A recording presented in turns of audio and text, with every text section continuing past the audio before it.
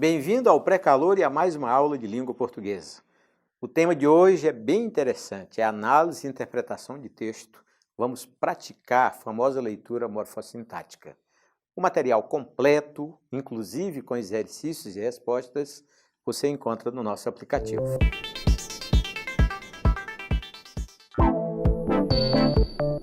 Vamos ver e ouvir um poema bem representativo da época barroca, de autoria do Gregório de Matos. A mesma Dona Ângela. Anjo no nome, Angélica na cara. Isso é ser flor e anjo juntamente. Ser Angélica, flor e anjo florente, em quem senão em vós se uniformara? Quem vira uma tal flor que não a cortara, do verde pé, da rama florescente? E quem um anjo vira tão luzente que por seu Deus o não idolatrara? Se, pois, como anjo sois dos meus altares, foreis o meu custódio e a minha guarda, livrara eu de diabólicos azares. Mas vejo que por bela e por galharda, posto que os anjos nunca dão pesares, sois anjo que me tenta e não me guarda. Gregório de Matos. Anjo no nome e Angélica na cara. É um verso interessante do Gregório de Matos. O que ele quis dizer com isso? Elogiar a mulher em dois sentidos, que ela tem nome de anjo, o nome é Dona Ângela, e ela tem ofeição de anjo, ofeição de flor, já que Angélica lembra o nome de uma flor. Depois ele diz, isso é ser flor e anjo juntamente. Uma dedução lógica, um elogio, porque ele consegue ver na mesma mulher as características da flor e as características do anjo. E aí ele conclui, ser Angélica flor e anjo florente, em quem se não em vós se uniformara. Um elogio bem elevado, porque é como se olhando para todas as mulheres que ele conheceu, ele só conseguiu ver as duas coisas, as duas características numa única mulher, na Dona Ângela. As figuras de linguagem estão em todos os textos da época barroca, principalmente na poesia, e a antítese é a figura mais representativa do período. Vamos ver se você percebe antítese em algumas passagens do poema do Gregório de Matos. Acompanhe. Angélica é ao mesmo tempo flor e ao mesmo tempo nome de pessoa. Portanto, o poeta, quando usa Angélica, está usando o plano material. Quando ele usa a mesma palavra Angélica, mas agora com a simbologia de anjo, naturalmente está no plano espiritual. E é exatamente a aproximação entre os dois planos, material e espiritual, que nos dá a antítese, o famoso jogo de ideias opostas ou contrárias. E em síntese, você tem de um lado mulher, plano material, do outro flor, também plano material, e a comparação da mulher com flor é a famosa metáfora.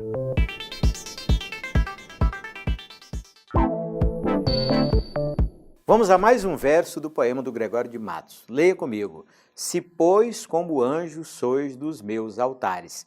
Perceba no verso três palavras especiais. O pois, o sois e o meus. Muita gente olha para o pois e pensa em palavra de sílaba, talvez pela quantidade de letras, mas é um monossílabo. É o ditongo, né? O encontro do O, vogal, mais o I, semivogal. O mesmo arranjo fonético se dá na palavra sois, o encontro de uma vogal e de uma semivogal. E a palavra meus na mesma linha, porque apesar de 4 letras, o E vogal, o U semivogal, e nós temos o famoso ditongo decrescente. Pronto. Feito esse alerta, que é puramente gramatical, agora podemos contar as sílabas métricas. Acompanhe comigo. A primeira sílaba, a segunda e a terceira. Até aí tudo normal.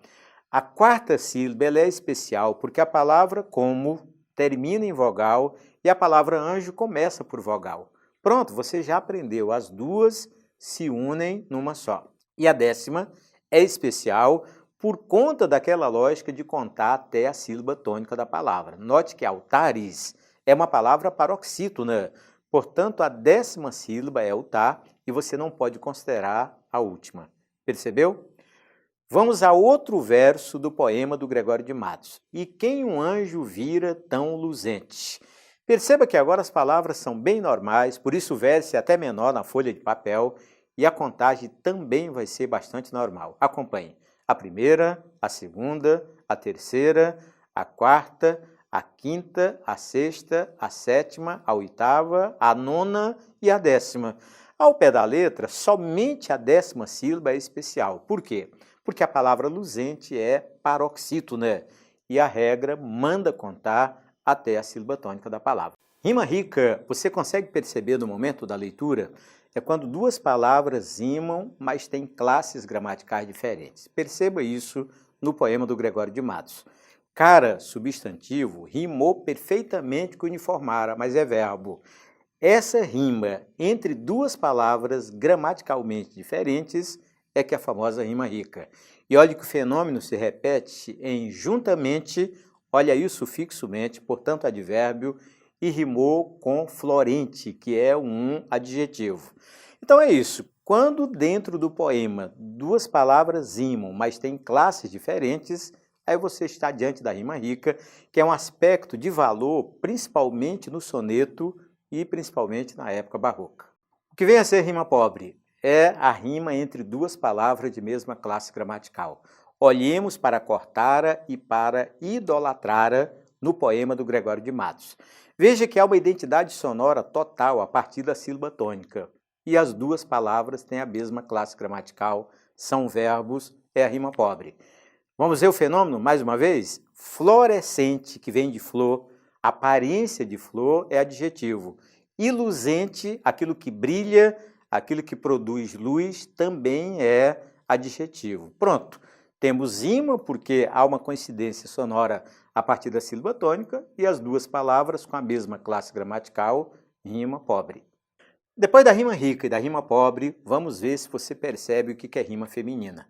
Primeiro, olha a diferença. Rima masculina é quando as palavras que rimam são monossílabos tônicos ou então palavras oxítonas. A rima feminina é quando as palavras que rimam são paroxítonas, que é a rima mais comum de toda a literatura brasileira. Olha o que eu vou dizer. Do Padre Anchieta ao Carlos Drummond de Andrade, as rimas da nossa literatura são quase todas femininas. E há uma rima difícil de encontrar em toda a literatura, muito comum, por exemplo, na poesia do Augusto dos Anjos e na poesia do João Cabral de Melo Neto. É a famosa rima esdrúxula, aquela que ocorre entre palavras proparoxítonas. Agora que você percebeu a teoria, olhe para cortara e para idolatrara. Conclua comigo. As duas palavras rimam e são paroxítonas, daí a classificação de rima feminina. Quer mais um exemplo? Florescente e luzente são palavras que rimam e as duas são paroxítonas, portanto, também rima feminina.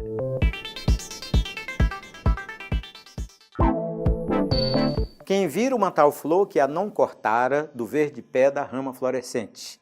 E quem um anjo vira tão luzente que por seu Deus o não idolatrara. Dá para sentir dois planos, o jogo de palavras que é próprio do barroco, o famoso silogismo. No primeiro plano, o poeta está atraído por uma mulher que tem formato de flor. E essa beleza é tão tentadora que ele não consegue, ele quer tirar a flor que está pregada na rama florescente. O aspecto espiritual é porque a mulher também se parece com anjo, e aí ele vai numa outra linha, não a linha de tocá-la, mas a linha de tomá-la como ser que deve ser idolatrado. Você já percebeu que o poema é um mundo muito interessante para você explorar tanto os aspectos da poesia, da literatura, quanto os aspectos gramaticais. Vamos perceber pronomes átonos no poema do Gregório de Matos. Olhe como ele escreveu: quem vira uma tal flor que não a cortara. E eu estou propondo uma alteração no uso do pronome átono. Quem vira uma tal flor que não lhe cortara. Em síntese, eu estou propondo que você troque o a, que está no poema do Gregório, pelo pronome lhe. Será que essa troca fere a lógica gramatical? Acredite, fere. Por quê?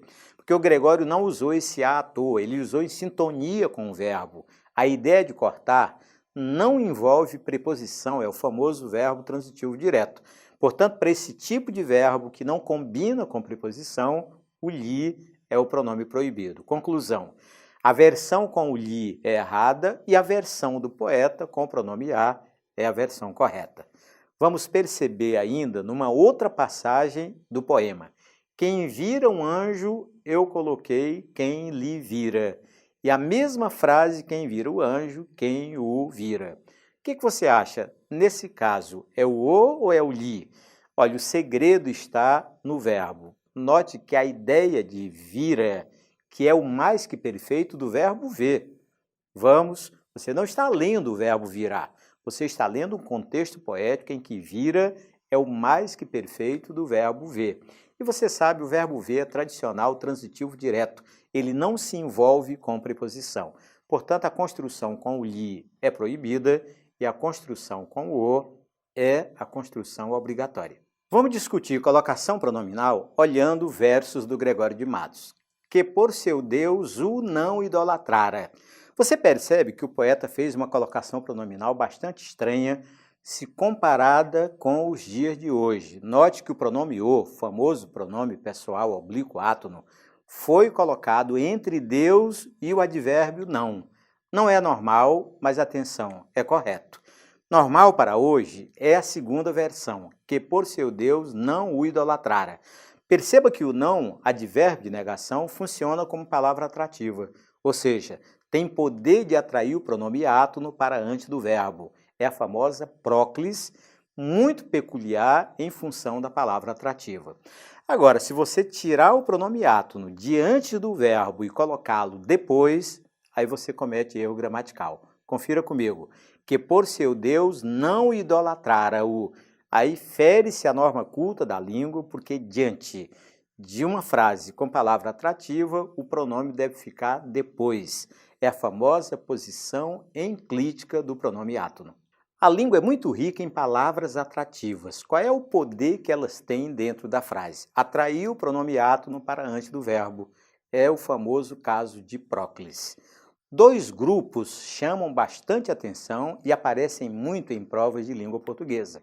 O dos advérbios, não, nunca, jamais, já, ainda, e dos pronomes indefinidos, o alguém, o ninguém, o tudo, todos e o qualquer.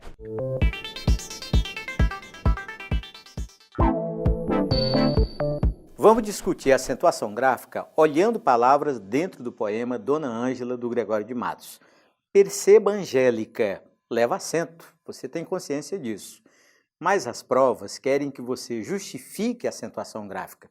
Naturalmente, a regra mais popular, mais fácil, é uma palavra proparoxítona. Lembra? Todas as proparoxítonas são acentuadas. Bem, e aí vamos para a voz. E voz é um monossílabo tônico terminado em os. Você tem na cabeça a regra de acentuação dos monossílabos? É em função das terminações. Perceba, todo monossílabo tônico terminado em a, as, ou então terminado em es, ou em os, é graficamente acentuado. Vamos discutir a acentuação das palavras paroxítonas a partir do poema do Gregório de Matos. Olhemos para custódio. É uma paroxítona terminada em ditom crescente. Observe a separação silábica e a posição da sílaba tônica. Olhemos para fores. Também é uma paroxítona terminada em ditongo. E vem uma dúvida. É o mais que perfeito do verbo ir ou é o mais que perfeito do verbo ser? Olha, é o contexto quem nos diz que é o verbo ser. Eu fora, tu foras, ele fora, nós fôramos, vós fôreis e eles foram. Essa linguagem formal, empregando voz, mesmo ao se dirigir à mulher amada, é bem peculiar da literatura barroca. Conclusão, você tem na cabeça uma regra eficiente para acentuar todas as paroxítonas de uma vez só? Então anote essa aí, que é especial, preparada para você. Um chiros não lei de tongo PS. Achou a frase meio estranha, meio esquisita? É a famosa frase mnemônica, ela é preparada para você reter na memória alguma coisa mais complexa. Numa frase só, em sequência, você tem 11 terminações das palavras paroxítonas. Acompanhe comigo. Paroxítonas terminadas em em x, em i, em r, us, n, ão, L, EI, ditongo e PS. Você tem agora à sua disposição, nas suas mãos, a regra mais complexa de acentuação gráfica.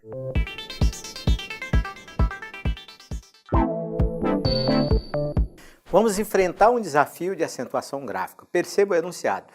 Assinale a alternativa com erro de acentuação.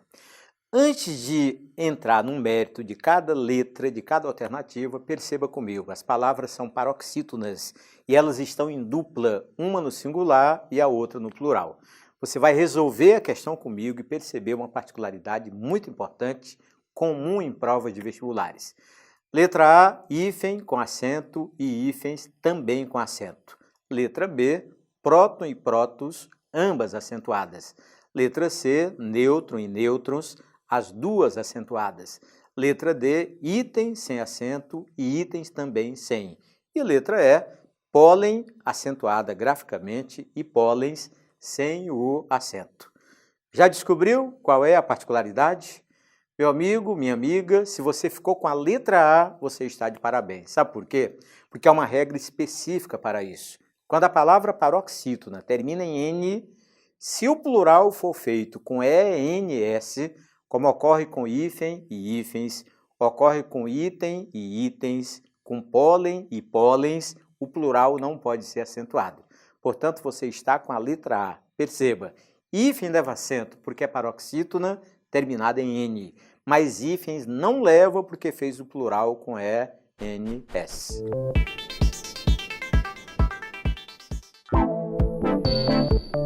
Vamos perceber a importância dos pronomes relativos dentro do poema do Gregório de Matos. Quando você lê "Sois anjo que me tenta", você enxerga o quê?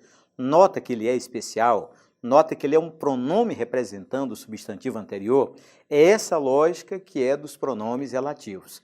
Quer um teste? É fácil. Sempre que na leitura a troca do que pelo qual, respeitando-se o contexto, fizer sentido, você está diante do pronome relativo. Vamos experimentar? Sois anjo, o qual me tenta. Troca perfeita e aí você pode concluir. O que é igual a qual e o que está no papel de pronome relativo.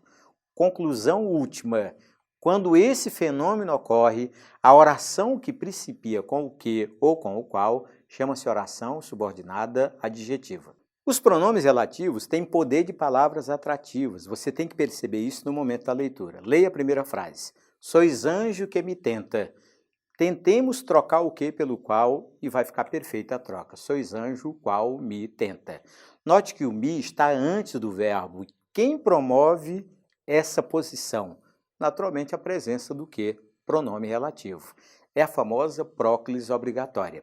Se mudarmos o me de posição, colocando-o depois do verbo, aí teremos erro de colocação pronominal. Experimente. Sois anjo que tenta me. Naturalmente, estamos agredindo a norma culta da língua. Vamos a uma segunda frase? Eis a mulher que me faz feliz. Vamos trocar o que pelo qual? Eis a mulher a qual me faz feliz. Essa presença do que, sinônimo do qual, impõe a próclise obrigatória, ou seja, o me tem de ficar antes do verbo. Se mudarmos a posição do me, até a eufonia da frase fica prejudicada. Vamos experimentar? Eis a mulher que faz-me feliz. Parece que temos mais dificuldade na leitura da frase e daí nasceu a lógica de colocação pronominal. Com a presença de uma palavra atrativa, o pronome tem que ficar antes do verbo. Os pronomes relativos estão em todas as frases, em todos os textos e com certeza estarão também na sua prova. O mais importante deles é o que consegue ocupar o lugar do qual, ocupar o lugar do quem e o lugar do onde. Só não consegue igualar-se ao cujo. As características comuns de todos eles são: representam um termo anterior, um substantivo ou um pronome. Daí a classificação técnica de pronomes de valor anafórico. A própria palavra anafórico significa o que está antes. O antônimo é catafórico, representa aquilo que vem depois. E claro, como você já percebeu, todos eles têm valor de palavras atrativas, impondo o pronome átono antes do verbo.